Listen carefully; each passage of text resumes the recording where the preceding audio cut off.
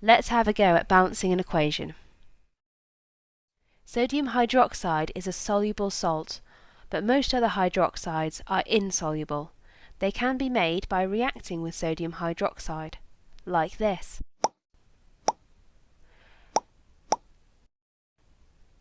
A good way to balance an equation is to use a table to keep track of everything. You can list the number of each atom on the left-hand side and the right-hand side of the equation, then compare to see if they are the same. Remember, you can only change the big number in front of compounds, which says how many molecules you have. You can't break up bonds to make it balance. Try filling in this table now. Pause the video whilst you add up the atoms.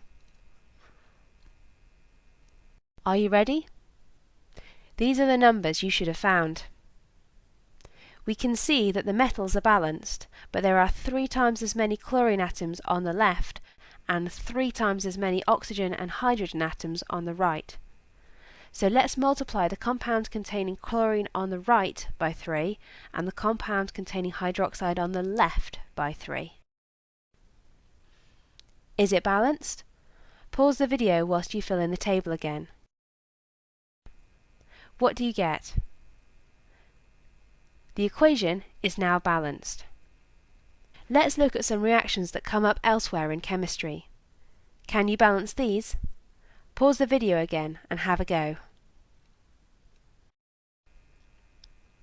Now let's see the answers. Here they are. If you made a mistake, remember to redraw the whole table and count up the atoms every time you change the numbers at the front. Sometimes it takes a bit of trial and error. If there are charges in a formula, these also need to be balanced.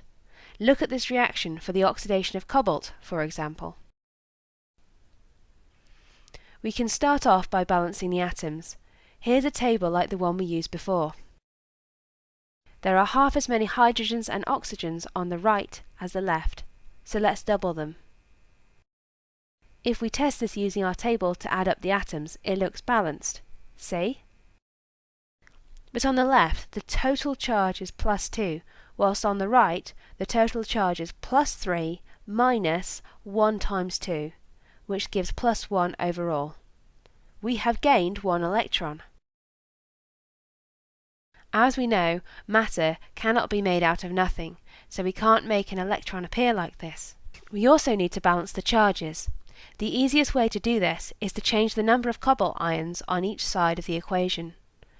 We have to change them by the same amount, so the atoms stay balanced, but because they have different charges, the ratio of charge on the left to the right should change. Now both the atoms and charges balance. Nothing has appeared or disappeared. This is the most important rule about balancing. No atoms or charges can be made or destroyed. You should now feel confident counting up the atoms in a compound and balancing them on 2 sides of an equation. And don't forget to look out for charges and balance these too.